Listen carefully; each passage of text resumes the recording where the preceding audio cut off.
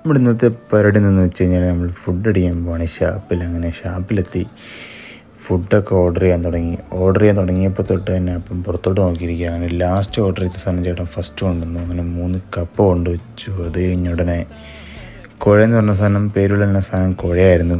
അങ്ങനെ ഞണ്ടെത്തി, അതിന് പുറകെ മീൻകറി എത്തി. അതിന് 2 പേരും കിടന്ന് മസിൽ പിടിക്കുമായിരുന്നു, ആരും അധികം കഴിക്കുമെന്ന് വെച്ചാൽ. അത് കഴിഞ്ഞ് നേരെ കരിമീനെത്തി.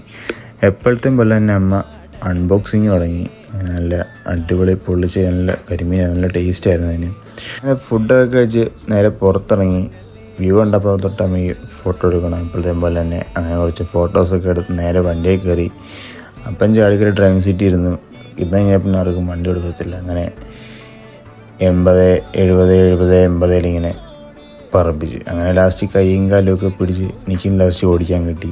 അങ്ങനെ ഞാനും കുറച്ച് നേരം ഓടിച്ച് കഥയൊക്കെ പറഞ്ഞ് ഞങ്ങൾ പയ്യെ വീട്ടിൽ